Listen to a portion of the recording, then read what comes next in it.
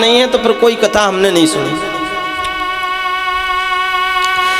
हम लोग सत्यनारायण कथा घर में करवाते हैं तो प्रारंभ होती है श्री सूत जी बोले लीलावती खलापति तुंगध्वज राजा था, ये था लकड़हारा था, ब्राह्मण वेश बन करके भगवान ने दर्शन दिया, लकड़ी बेची। सूत जी बोले, भागवत कथा प्रारंभ हो, सूत जी बोले, शिव महापुराण की कथा हो, सूत जी बोले, एकदा नैमिषारण्य ऋषियः सौनकादयः। एक समय नैमिषारण्य की पावन भूमि पर सूत जी बोले। पहले अच्छा बताओ, मिलन से हम पूछते हैं क्योंकि वो ज्ञानी है। बताओ भाई सूत जी हैं कौन? सूत की उत्पत्ति जब होती है जब एक ब्राह्मण की कन्या हो और क्षत्रिय का पुत्र हो, दोनों के समन्वय से जो पुत्र उत्पन्न होता है उसको कहते हैं सूत। क्या कहते हैं? वर्ण शंकर सूत कहते हैं, क्योंकि ये एक वर्ण का है नहीं, दोनों वर्ण का है, मिलावटी है, इसलिए सूत है। अब हम ये जाने कि जो सूत जी कथा करते हैं, तुम लोगों को बताया किसी ने कि सूत जी है कौन? सबसे पहले क्योंकि हम लोग पूरी कथा सुन लेते हैं, इस बार का हमारा उद्देश्य अलग है। इस बार का हमारा उद्देश्य ये है कि इस बार हमको केवल देवी महापुराण की कथा ही कथा करनी है।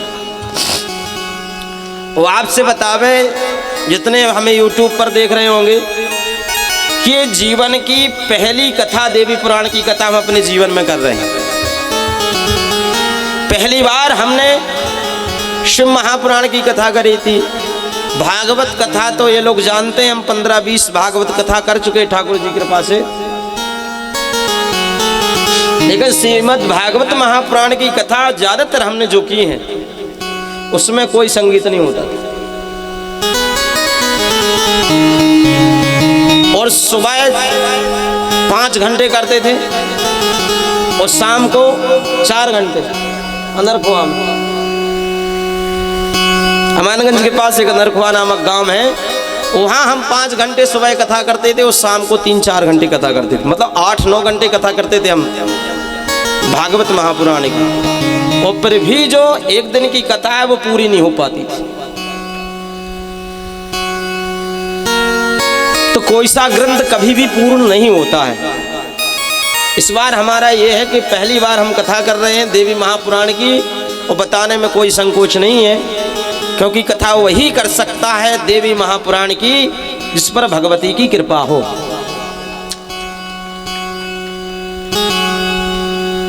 और हम तो पहले ही माँ से बोल चुके हैं कि हमें कथा करना नहीं आता है, हम कथा जानते नहीं हैं। आपकी महिमा तो शेष सारद मुनीश देवता भी नहीं गा सकते, तो ये तुच्छ जीव क्या गाएगा।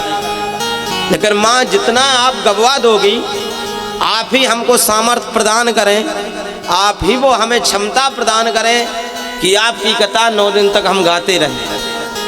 हमें इतना सामर्थ्य नहीं है कि हम आपकी कथा का गुणगान कर सकें। भाई शेष सारद नहीं गा पाए तो हम तुम क्या गा पाएंगे? तो हम सब समझें कि श्री सूत जी हैं कौन? कौन है सूत जी?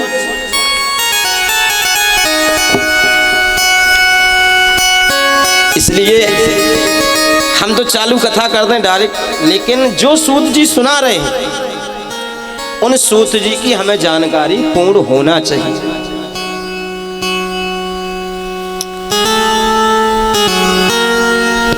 एक समय भगवान ठाकुर जी द्वारका में विराजमान थे, महायुद्ध होने वाला था।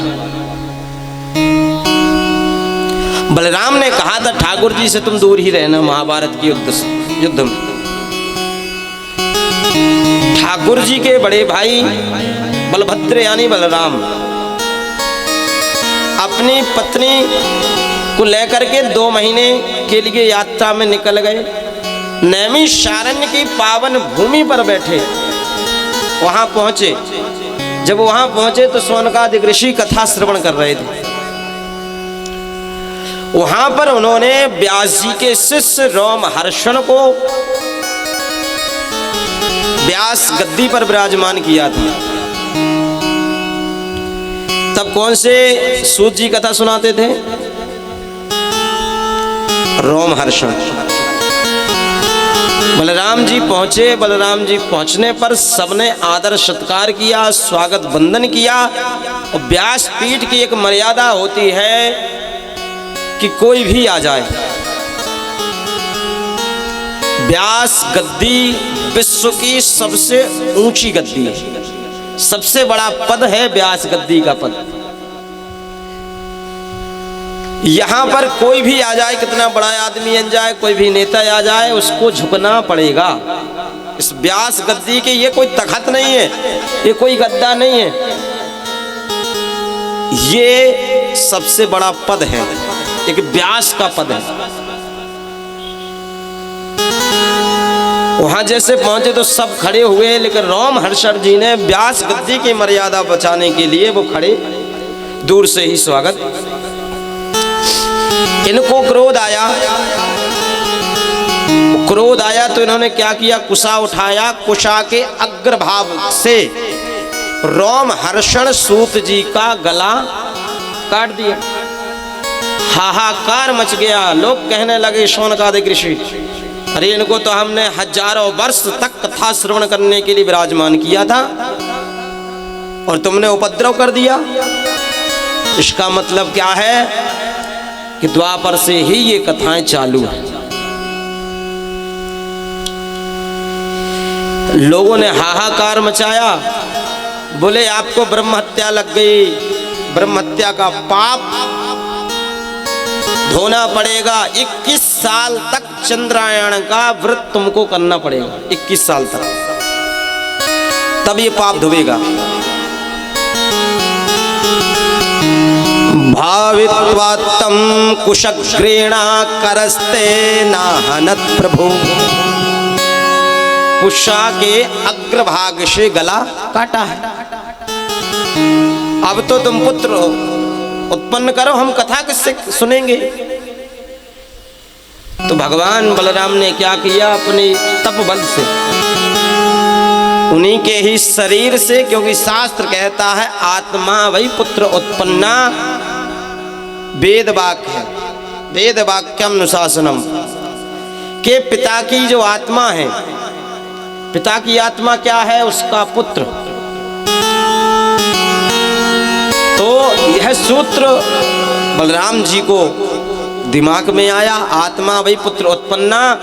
अपने तप के बल से उन्होंने रोमहर्षण के शरीर से ही उनके ही समान बुद्धि, चतुर, विवेकमान, विद्वान पुरुष को प्रकट कर दिया और उनका नाम रख दिया क्या? उग्रश्रवा, उच्चैश्रवा,